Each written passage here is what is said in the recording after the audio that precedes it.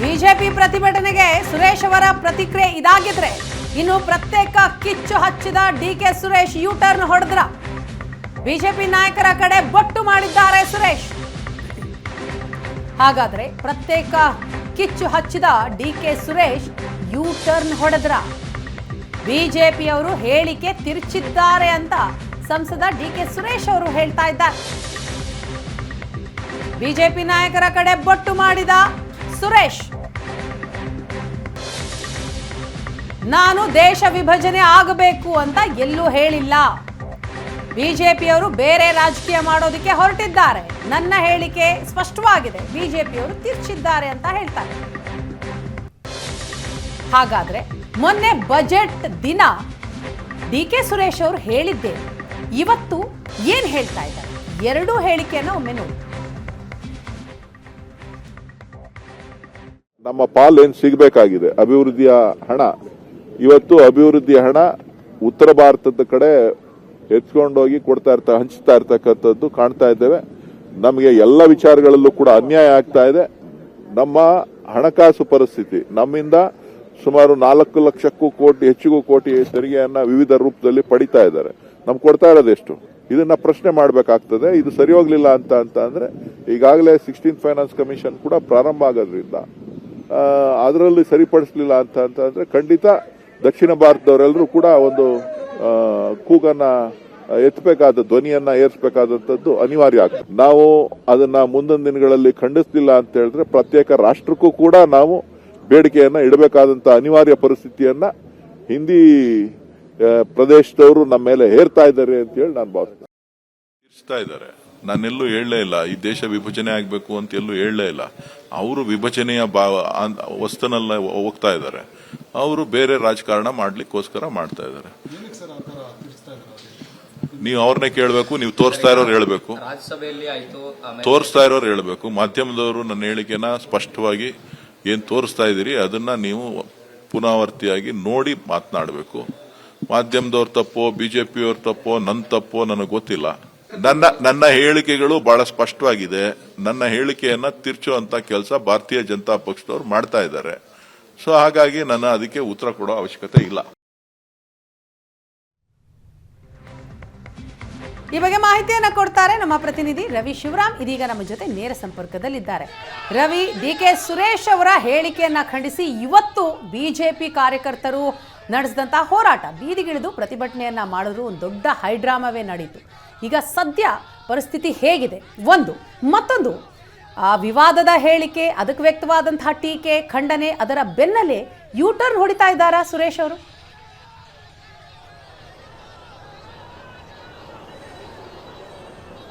ಇವತ್ತು ಪ್ರತಿಭಟನೆಯ ವಿಚಾರಕ್ಕೆ ಮೊದಲು ಬರೋದಾದ್ರೆ, ಬೆಂಗಳೂರಿನ ಗಾಯತ್ರಿ ವಿಹಾರದಲ್ಲಿ ಯುವ ಮೋರ್ಚಾ ಬಿಜೆಪಿಯ ಕಾರ್ಯಕರ್ತರೆಲ್ಲರೂ ಕೂಡ ಒಂದಿಷ್ಟು ಸೇರಿದ್ರು.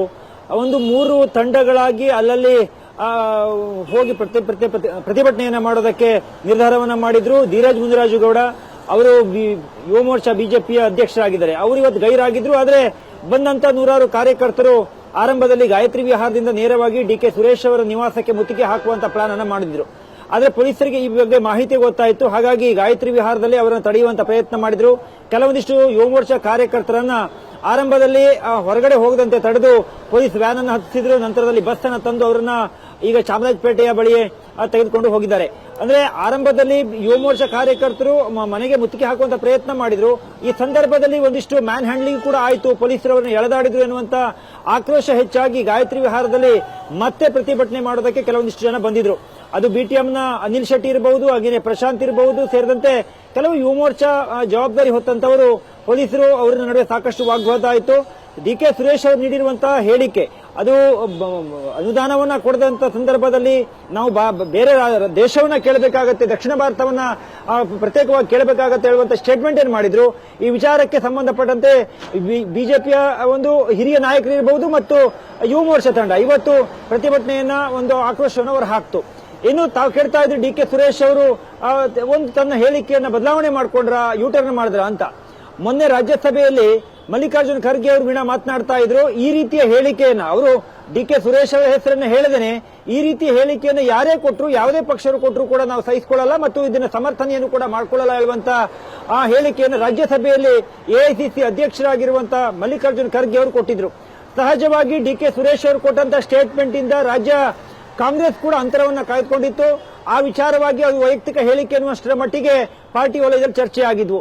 ಈಗ ರಾಜ್ಯಸಭೆಯ ಒಳಗಡೆ ನಿಂತುಕೊಂಡು ಮಲ್ಲಿಕಾರ್ಜುನ ಖರ್ಗೆ ಅಂತ ಹಿರಿಯರು ಮತ್ತು ಅಧ್ಯಕ್ಷರಾಗಿರುವವರು ತನ್ನ ಸ್ಟೇಟ್ಮೆಂಟ್ ಅನ್ನು ಸಮರ್ಥನೆ ಮಾಡ್ಕೊಳ್ಳದೆ ಹೋದಾಗ ಮತ್ತು ಈ ಸ್ಟೇಟ್ಮೆಂಟ್ ಅನ್ನು ನಾವು ಯಾರೇ ಕೊಟ್ಟರು ತಪ್ಪು ಹೇಳೋದನ್ನ ಬಹಳ ಗಟ್ಟಿಯಾಗಿ ಹೇಳ್ತೇವೆ ಹೇಳುವಂತ ಸ್ಪಷ್ಟ ಶಬ್ದಗಳಲ್ಲಿ ಮಲ್ಲಿಕಾರ್ಜುನ್ ಖರ್ಗೆ ಅವರೇ ಹೇಳಿರ್ಬೇಕಾದ್ರೆ ಅದಕ್ಕೆ ಒಂದ್ ರೀತಿ ಮೆಲೋಡನ್ ಆದಂತೆ ಕಾಣ್ತಾ ಇದೆ. ಡಿ.ಕೆ. ಸುರೇಶ್ ಅವರು ತನ್ನ ಹೇಳಿಕೆಯನ್ನು ತಿರುಚುವಂತ ಪ್ರಯತ್ನ ಮಾಡಿದ್ದಾರೆ ಹೇಳುವಂತ ಸ್ಟೇಟ್ಮೆಂಟ್ ಅನ್ನು ಬೆಳಗ್ಗೆ ಕೊಟ್ಟಿದ್ದಾರೆ.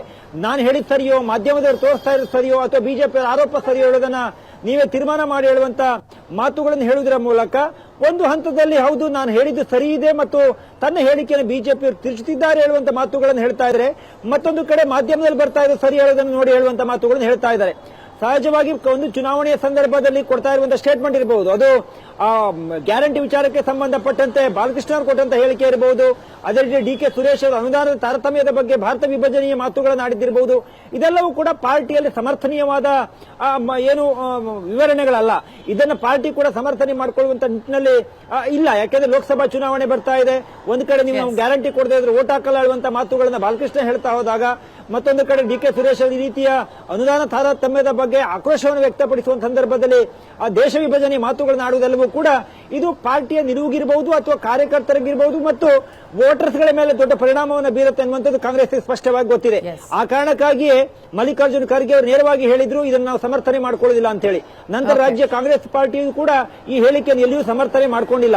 ಅದೇ ಅನುದಾನದ ಬಗ್ಗೆ ನಮಗೆ ತಾರತಮ್ಯ ಮಾಡ್ತಾ ಇದ್ದಾರೆ, ಕರ್ನಾಟಕಕ್ಕೆ ಬರಬೇಕಾದಷ್ಟು ಹಣ ಬರ್ತಾ ಇಲ್ಲ ಹೇಳುವಂತ ಮಾತುಗಳನ್ನ ಡಿ.ಕೆ. ಶಿವಕುಮಾರ್ ಆದಿಯಾಗಿ ಸಿದ್ದರಾಮಯ್ಯವರೆಲ್ಲರೂ ಕೂಡ ಹೇಳ್ತಾ ಇದ್ರು. ಆದರೆ ಡಿ.ಕೆ. ಸುರೇಶ್ ಅವರ ಹೇಳಿಕೆಯನ್ನು ಬಹಳ ಗಟ್ಟಿಯಾಗಿ ಯಾರು ಸಮರ್ಥನೆಯನ್ನ ಮಾಡಿಕೊಂಡಿಲ್ಲ. ಈ ಕಾರಣಕ್ಕೆ ಆ ಪಾರ್ಟಿಯು ಕೂಡ ಅವರಿಗೆ ಸೂಚನೆಯನ್ನ ಕೊಟ್ಟಂತೆ ಕಾಣ್ತಾ ಇದೆ. ಈ ಸಂದರ್ಭದಲ್ಲಿ ಡಿ.ಕೆ. ಸುರೇಶ್ ಅವರು ಒಂದು ಹಂತದಲ್ಲಿ ಸ್ವಲ್ಪ ಮೆದುವಾದಂತೆ ಕಾಣ್ತಾ ಇದ್ದಾರೆ. ಥ್ಯಾಂಕ್ ಯು ರವಿ, ತಮ್ಮ ಮಾಹಿತಿಗಾಗಿ.